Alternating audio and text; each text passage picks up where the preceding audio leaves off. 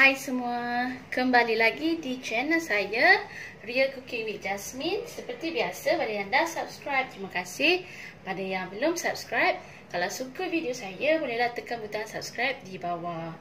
Jadi hari ini saya nak menunjukkan macam mana cara saya membuat pengat pisang.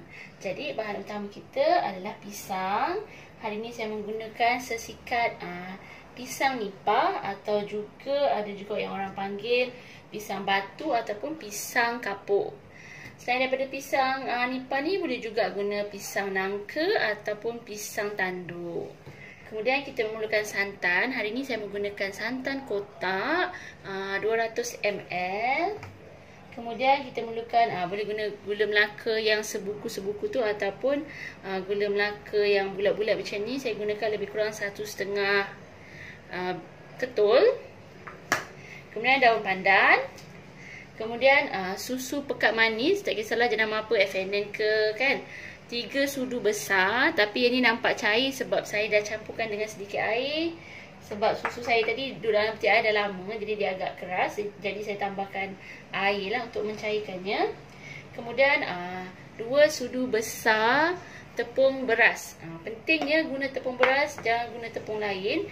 Tepung beras ni fungsi dia bukan sekadar untuk memekatkan kuah, tapi rasanya adalah untuk, kalau kata biasa kita buat pengat ke atau bubur kacang ke kan, perasan tak kalau lama-lama ada mendapan di antara santan dengan air tu kan. So bila kita letakkan tepung beras ni, benda tu jadi sebati. InsyaAllah kalau lama-lama pun dia mesti tak mendap, mesti nampak cantik.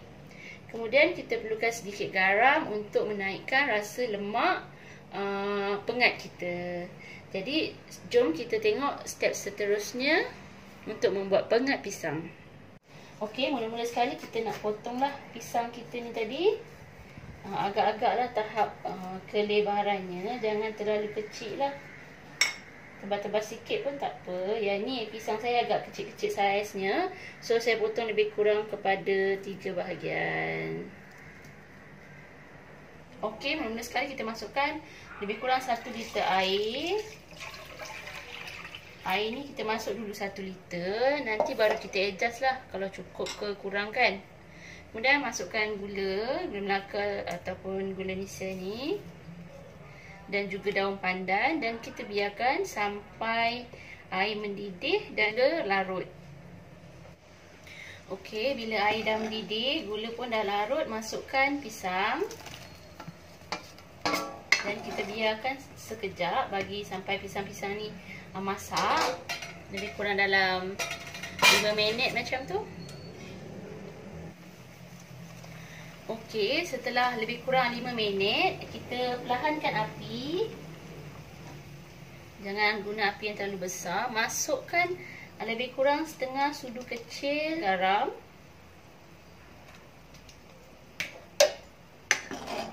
Garam ni penting ya untuk membangkitkan rasa pengat kita. Ada beza kalau letak garam dengan tak letak garam.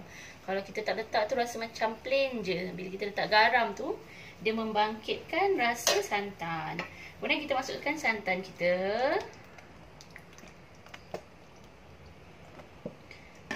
Okey.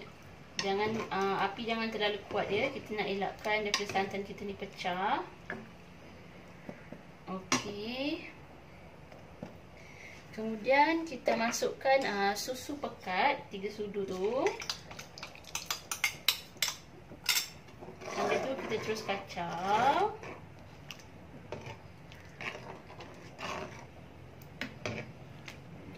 Akhir sekali bancuhkan tepung beras kita tadi sedikit pekat. Kemudian kita masukkan dan terus kacau. Masa ni boleh kalau nak besarkan api sedikit, tapi jaga-jaga ya, jangan sampai pecah santan. Okey, kemudian kita dah boleh rasa tahap kemanisannya.